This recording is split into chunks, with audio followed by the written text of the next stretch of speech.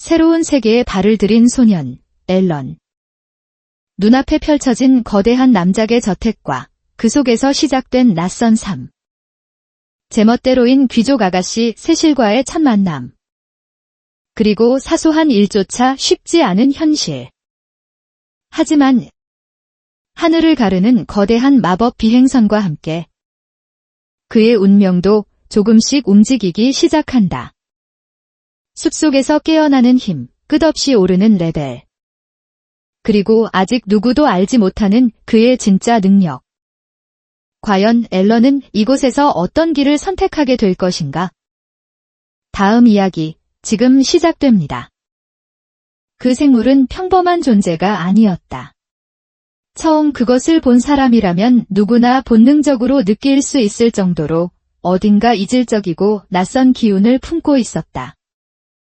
얼마 지나지 않아 기사단장 제노프가 영주의 저택을 찾았다.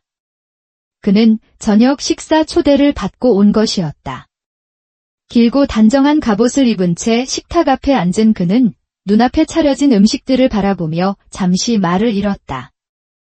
이건 대체 무엇입니까?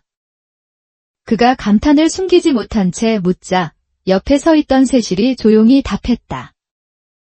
알렌이 사냥해온 토끼입니다. 그 말을 들은 제노프의 눈이 살짝 커졌다. 잠시 후 그는 낮게 웃으며 말했다. 믿음을 두어야 할 곳을 조금 잘못 짚은 것 같군요. 그리고 그는 고개를 돌려 알렌을 바라보며 덧붙였다. 그나저나 그레나 마을에서도 멧돼지 20마리를 사냥하는 목표를 달성했다고 하더군. 올해 겨울 준비는 순조로운 모양이야. 그 말은 단순한 정보 전달이었지만 식탁 위 분위기는 미묘하게 흔들렸다. 토마스가 갑자기 얼굴을 찌푸리며 불만을 터뜨렸다. 그럼 올해는 멧돼지 고기 못 먹는 거잖아요. 알렌은 그 말을 듣고 문득 이상함을 느꼈다. 가만히 생각해보니 이 저택에서 멧돼지 고기를 먹는 모습을 본 적이 거의 없었다. 이상하네. 이렇게 큰 저택인데? 그는 속으로 중얼거렸다. 왕이나 귀족이라면 오히려 풍족해야 정상인데 오히려 식재료가 제한되는 듯한 느낌이었다. 그랜드뷰는 그런 토마스를 나무라듯 바라보며 말했다. 이기적으로 굴지 마라. 그러나 그 말에도 어딘가 진심이 담겨 있지는 않았다. 농노들조차 이 집보다 고기를 더 자주 먹는다는 사실은 이미 공공연한 비밀이었기 때문이다. 그랜드뷰의 아내는 한숨을 쉬며 말했다. 이번 겨울 파티에 쓸 고기를 충분히 준비하고 싶었는데.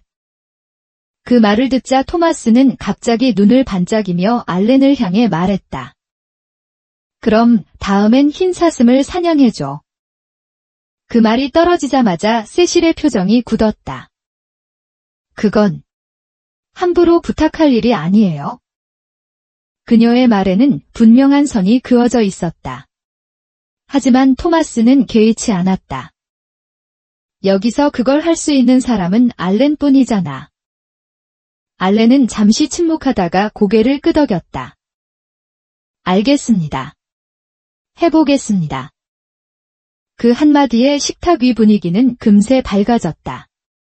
모두가 기대에 찬 눈빛을 보냈다. 하지만 그 모습을 바라보는 제노프의 눈에는 호기심이 서려 있었다. 과연 어떻게 사냥하려는 거지? 겨울이 깊어질 무렵 알렌은 숲으로 들어갔다. 온몸에 눈을 뒤집어 쓴 채 마치 눈사람처럼 위장한 모습이었다. 곧 그의 매가 하늘에서 내려왔다. 흰 사슴을 발견했다는 신호였다.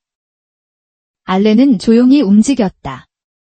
멀리서 보이는 흰 사슴은 경계심이 강해 보였지만 완전히 긴장을 풀고 있지는 않았다. 그는 먼저 개구리를 소환했다. 춤춰. 명령이 떨어지자 개구리들은 우스꽝스러운 춤을 추기 시작했다. 그 모습에 사슴이 고개를 갸웃거리며 다가왔다. 순간 사슴이 돌진했다.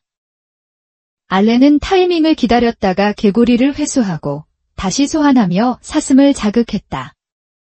사슴은 점점 더 흥분했고 결국 그를 쫓아오기 시작했다. 이 과정이 몇 번 반복되었다. 그리고 마침내 푹! 사슴은 알렌이 미리 파둔 함정에 빠졌다. 알렌은 숨을 고르며 중얼거렸다. 성공이다. 그는 사슴을 처리한 뒤 고기를 손질하며 생각했다. 경험치는 정례. 며칠 후 그는 거대한 흰 사슴을 짊어지고 저택으로 돌아왔다. 하인들은 창을 들고 놀라며 소리쳤다. 괴물이다. 하지만 곧 그것이 사슴이라는 사실을 알고 당황했다. 알렌이 모습을 드러내자 분위기는 순식간에 바뀌었다. 토마스는 환호성을 지르며 달려왔다. 정말 해냈어. 그랜드뷰 가족도 기뻐했다. 이제 겨울 파티에 쓸 재료가 충분히 확보된 것이다. 그러나 알렌의 마음은 달랐다. 다시는 안 한다. 효율이 너무 안 좋아. 시간 대비 얻는 경험치가 너무 적었다. 그 무렵 그라빌경은 집사에게 물었다. 그 아이, 정말 재능이 없는 게 맞나? 8살 소년이 혼자서 시금마수를 사냥한다는 건 상식 밖이었다. 결국 알렌은 사냥꾼으로 승진하게 되었다. 이제 그는 공식적으로 몬스터를 사냥하고 고기를 제공하는 역할을 맡게 되었다. 월급은 $100. 겉으로 보면 좋은 조건이었지만 알렌은 금세 깨달았다. 고정급으로 묶어버린 거군.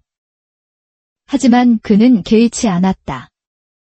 사냥할 수 있는 시간이 늘어난다면 그걸로 충분해. 그는 더 강해지기 위해 사냥을 계속했다. 시간이 흐르고 봄이 찾아왔다. 하늘에는 거대한 마법선이 떠 있었다. 그날 세실의 오빠가 돌아왔다. 그를 본 세실은 달려가 안겼다. 보고 싶었어요. 알렌은 그 모습을 보며 생각했다. 꽤 가까운 사이네. 그는 좋은 인상을 남기기로 결심했다. 짐, 제가 들어드리겠습니다. 그의 행동은 자연스러웠고 상대는 만족스러운 표정을 지었다. 이후 알렌은 꾸준히 사냥을 이어갔다. 시금 마수와의 싸움은 점점 늘어났고 그는 점점 더 강해졌다. 하지만 깨달았다. 장비가 부족해. 물리 공격만으로는 한계가 있었다. 그래서 그는 결심했다. 마법을 배워야겠다. 그는 세실과 함께 마법 수업에 참여했다. 하지만 선생은 고개를 저었다. 재능이 없으면 불가능합니다. 그래도 테스트는 진행되었다. 마법석 위에 손을 올리는 순간 모두가 숨을 죽였다. 하지만 아무 일도 일어나지 않았다. 빛은 켜지지 않았다. 알렌은 그저 조용히 손을 내렸다. 그리고 속으로 중얼거렸다. 역시 안 되는 건가? 그 순간 그의 세계는 아주 조금 흔들리고 있었다.